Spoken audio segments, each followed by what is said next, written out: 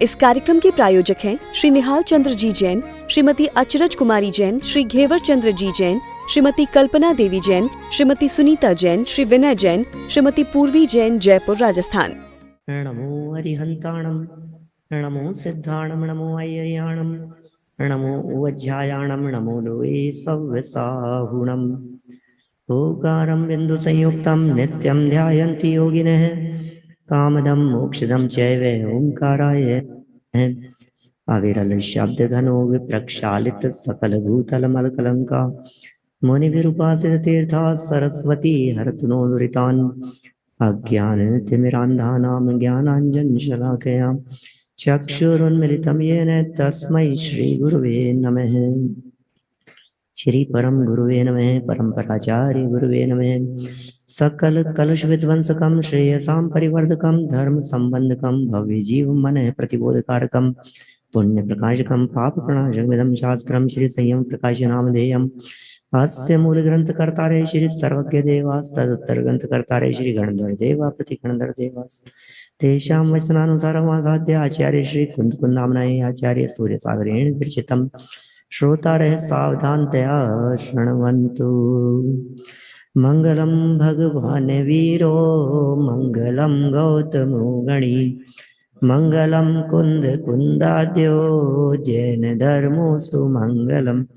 सर्वमंगल मांगल्यम सर्व कल्याणकारिकम प्रधानम सर्वधर्माणां जैनम जयतु शासनम, जैनम जयतु शासनम, जैनम जयतु शासनम।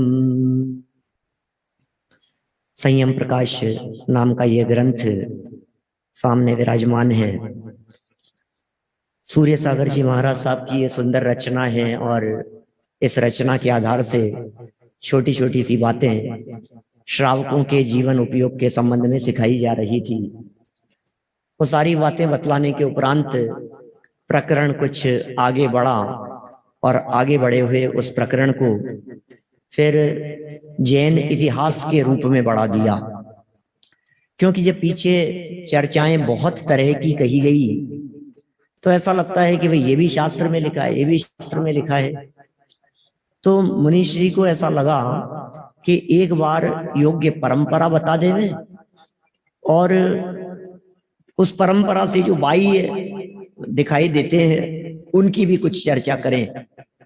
भगवान महावीर स्वामी से उस मूल परंपरा को बतलाना शुरू किया और भगवान महावीर स्वामी की परंपरा में क्रमशः 3 तो अनुबद्ध केवली हुए।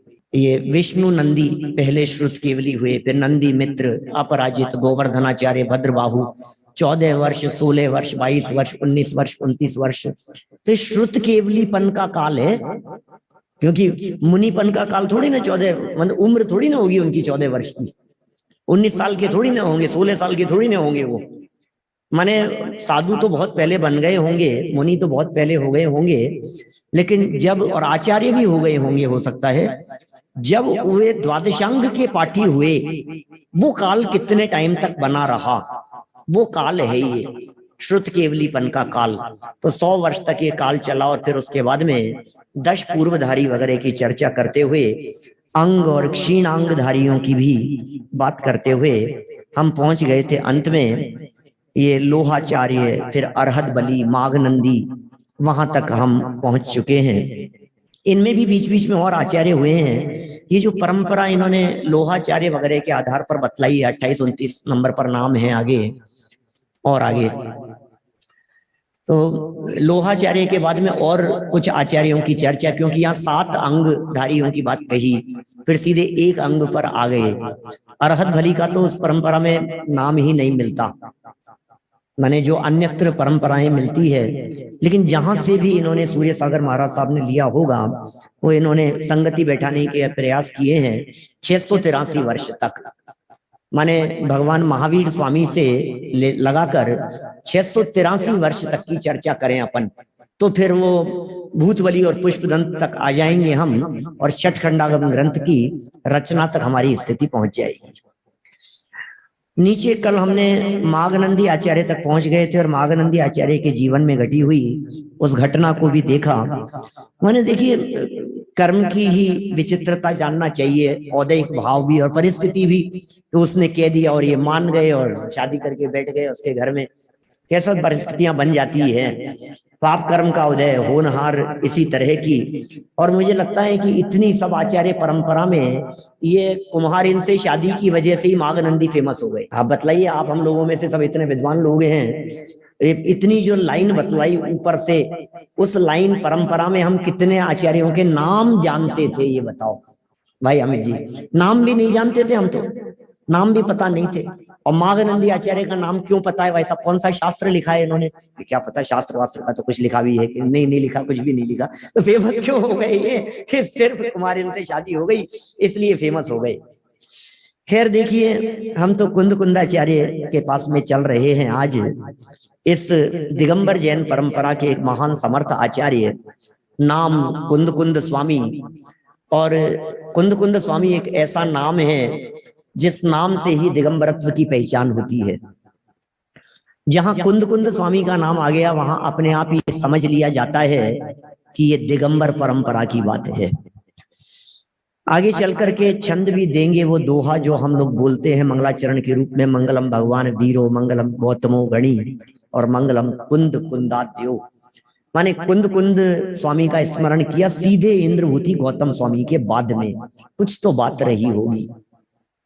माने कुंद कुंदाचार्य देव में कुछ तो विशेष बात है, कुछ तो उनकी लेखनी में दम है, कुछ तो उन्होंने ऐसा कार्य किया है जिसकी वजह से आज वे इतिहास में अमर हो गए। और हम सब अत्यंत श्रद्धा से कुंद कुंदाचार्य देव का स्मरण करते हैं। आखिर उन्होंने ऐसा क्या किया, उनके संदर्भ में थोड़ा बहुत जीवन परिचय और थोड़ी बहुत चर्चा ये यहाँ पेज नंबर 429 से शुरू कर रहे हैं। कुंद कुंद स्वामी माघनंदी मुनि के प्रशिष्य, प्रशिष्य माने शिष्य के शिष्य, आगे परंपरा में कहीं हुए हैं, और गुणचंद्र मुनि के शिष्य थे। हम जब इस पूरी परंपरा को देख रहे थे तो हमें एक तो गुणधर नाम नहीं मिला। पीयूष जी, पीछे अपने जो नाम पढ़े ना, उनमें गुणधराचार्य का नाम नहीं मिला। तो गुणधर नाम कहाँ चला गया, एक तो ये पता नहीं लगता। दूसरी बात, कुंद कुंदाचार्य देव के गुरु के रूप में जब हम नाम देखते हैं तो जिनचंद्र स्वामी का नाम मिलता है। अब यहाँ जिनचंद्र स्वामी भी नहीं है, गुणभद्र भी नहीं है, गुणधर, गुणभद्र नहीं, गुणधर। गुणभद्र स्वामी तो इसके आत्मानुशासन के करता रहे। आत्मानुशासन ग्रंथ लगभग 10वीं 11वीं शताब्दी में जो लिखा गया वो गुणभद्र आचार्य हैं। और जो कुंद कुंदाचार्य देव के समकालीन रहे, धरसेनाचार्य के समकालीन रहे, कषाय पाहुड़ जिनके माध्यम से लिखा गया, माने षटखंडागम के समकालीन लिखा जा रहा था, वे गुणधर आचार्य हैं।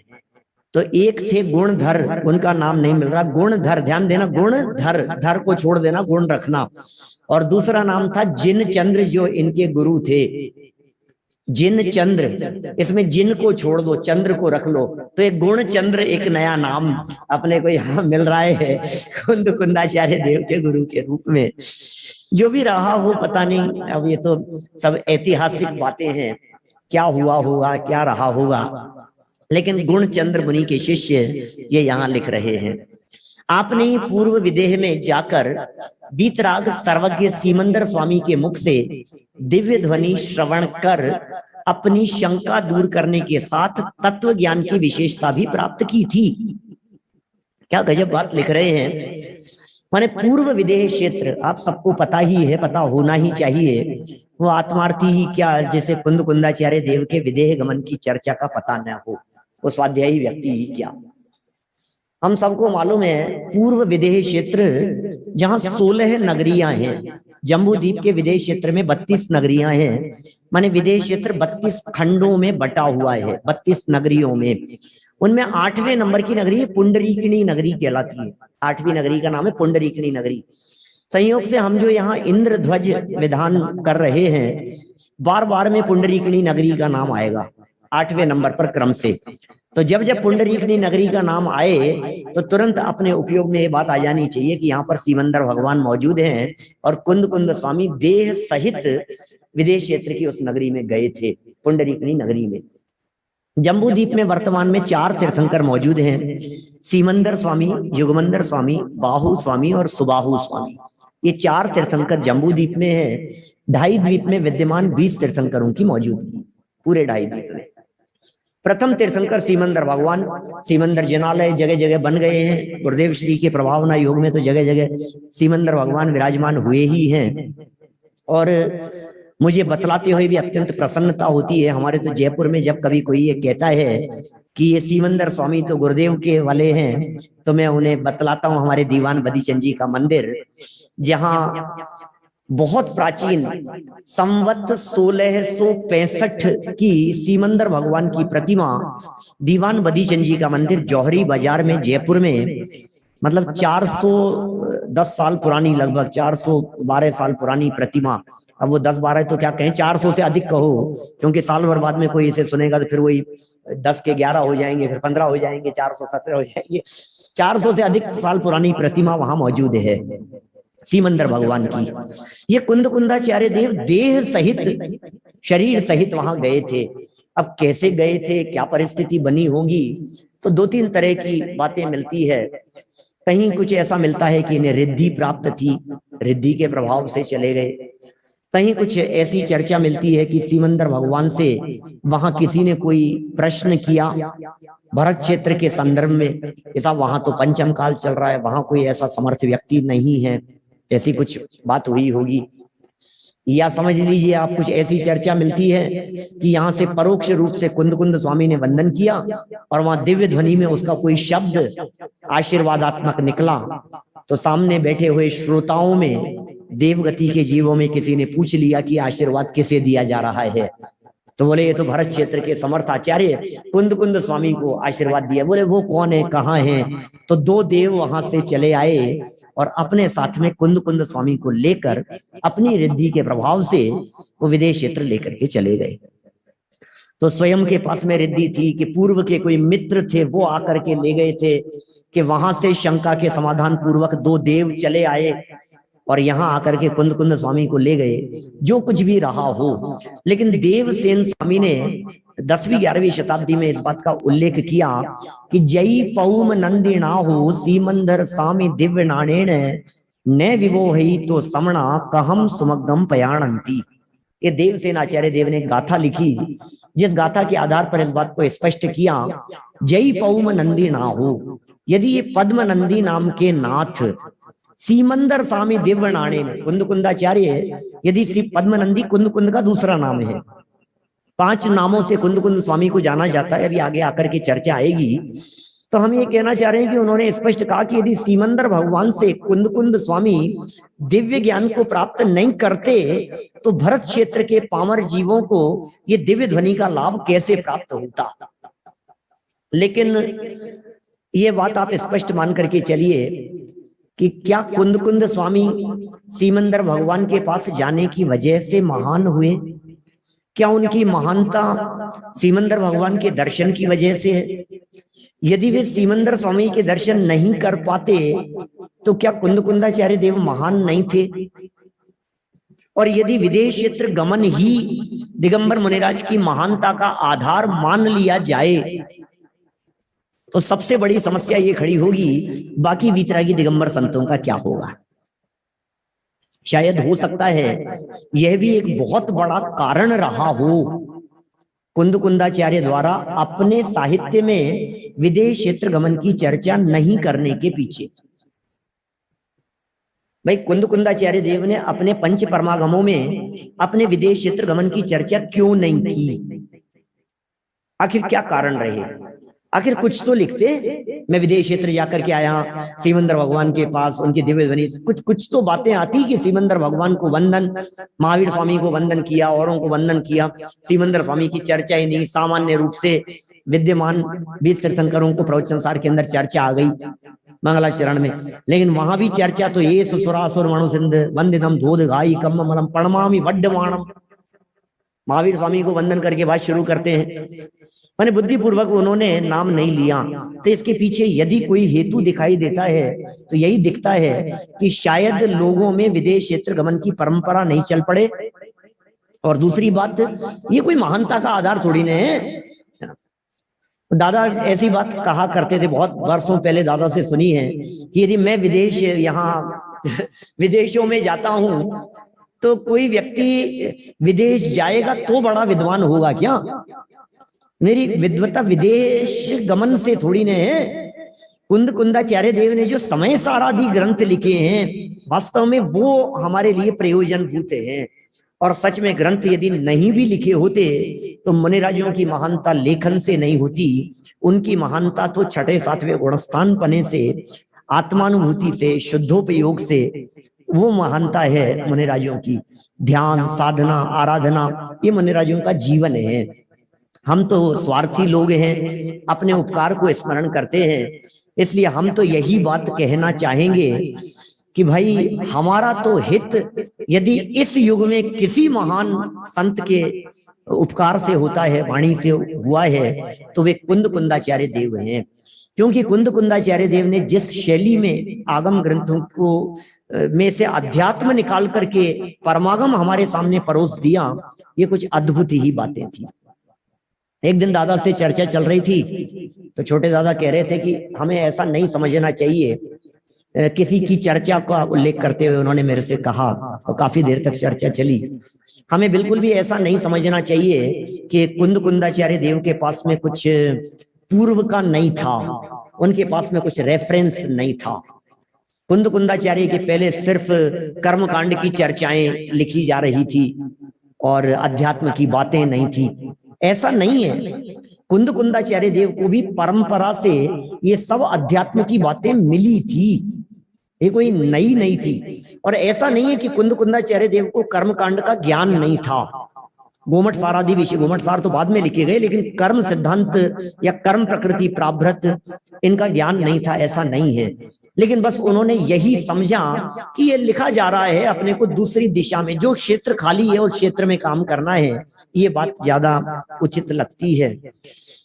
वीतराग सर्वज्ञ सीमंदर भगवान उनकी दिव्य ध्वनि श्रवण कर अपनी शंका को उन्होंने दूर किया। तत्व ज्ञान की विशेषता भी उन्होंने प्राप्त की। आपका ही नाम पद्मनंदी भी था। देखिए, जय पौमनंदी नाओ, मैंने कहा ना भाई, तो पद्मनंदी भी आपका नाम था। आप ही तत्व निर्णयार्थ ग्रंथों का रहस्य 4 प्रकार का सिद्धांत लाए थे। माने ग्रंथों का रहस्य निकालने के लिए 4 तरह की बातें इनके ग्रंथों में मिलती है महाराज साहब के अनुसार। एक तो मतांतर का निर्णय। मतांतर के निर्णय की चर्चा कुंद कुंदाचार्य देव के साहित्य में बहुत जगह पर मिलेगी। समय सार में भी सर्व विशुद्ध ज्ञान अधिकार में हम देखते हैं, तो वहां आगे चल करके उन्होंने सांख्य मतावलंबियों का खंडन किया, बौद्ध मतावलंबियों की मान्यताओं के बारे में कहा। तो बोले ये जो मान्यता है, ये मान्यता मतांतर की मान्यता है। ये बातें समय सार जैसे ग्रंथों में भी हमें मिलती है। दूसरा, सर्व शास्त्रों का सार इनके ग्रंथों में मिलेगा। कर्म प्रकाश भी इनके द्वारा किया गया, मतलब परिकर्म टीका वगैरह इनके माध्यम से लिखी गई थी षटखंडागम के 3 खंडों के ऊपर। और न्याय तो इनके ग्रंथों में भरा हुआ है ही समय सार में। आपने वादी प्रतिवादियों द्वारा मान्य अनेक ग्रंथ रत्न बनाए हैं।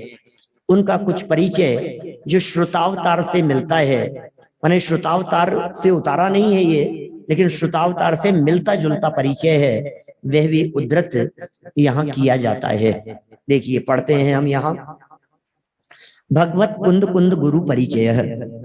भगवत कुंद कुंदस्य पाठयिता गुरु कह आसीदित्यत्रापि मत पार्थक्यम पूर्वोद्धृत पट्टावली पद्म द्वितीयेन विभायते माघ नंद्याचार्यन्ते वासी गुणचंद्र तत्शिष्य है उत्तराधिकारी वा भगवान कुंद कुंद है संभूत इति व्यावर्णित है।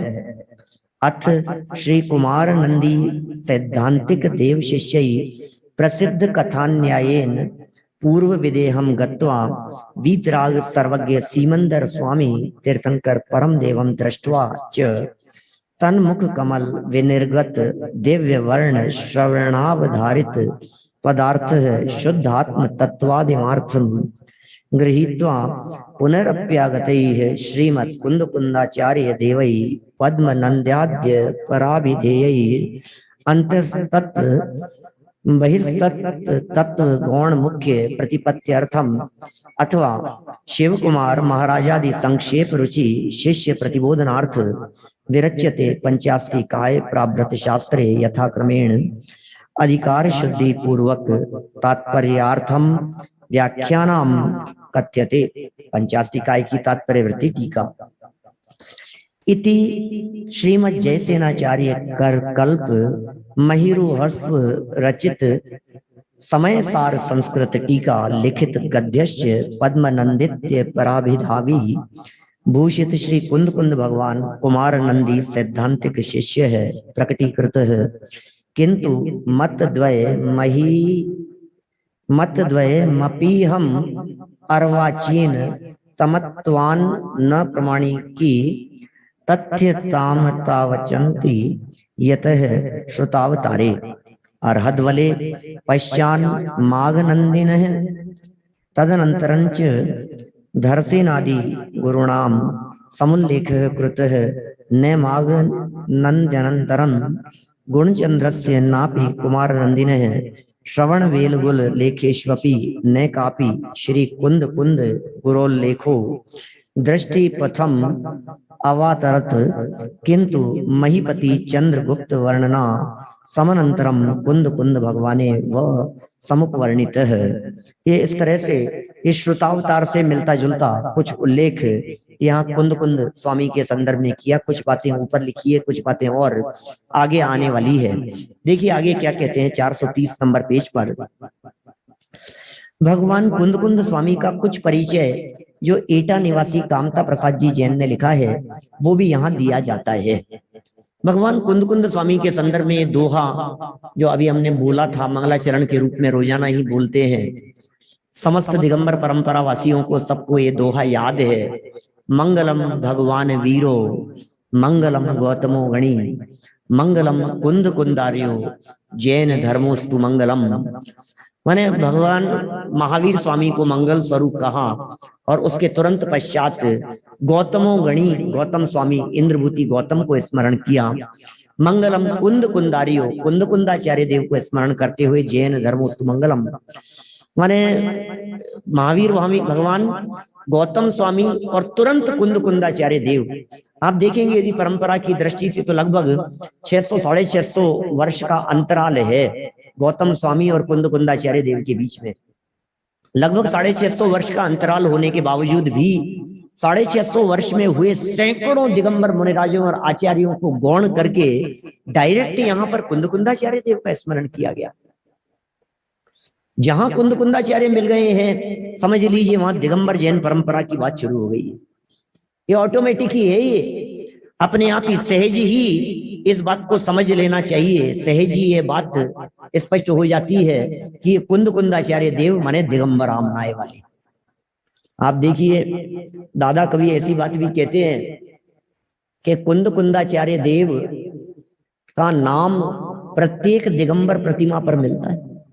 जो प्रशस्ति लिखी जाती है हर प्रशस्ति पर आपको नाम मिलेगा।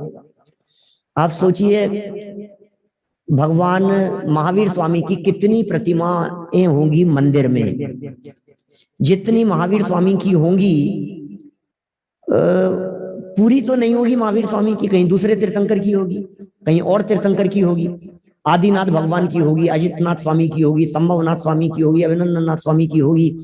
तो ऑन एन एवरेज जिन मंदिरों के अंदर यदि दिगंबर प्रतिमाओं की बात करें तो 24वां भाग 1/24वां हिस्सा एक तीर्थंकर की प्रतिमा के लिए मिलेगा। इस कार्यक्रम के प्रायोजक हैं श्री निहाल चंद्र जी जैन, श्रीमती अचरज कुमारी जैन, श्री घेवर चंद्र जी जैन, श्रीमती कल्पना देवी जैन, श्रीमती सुनीता जैन, श्री विनय जैन, श्रीमती पूर्वी जैन, जयपुर राजस्थान।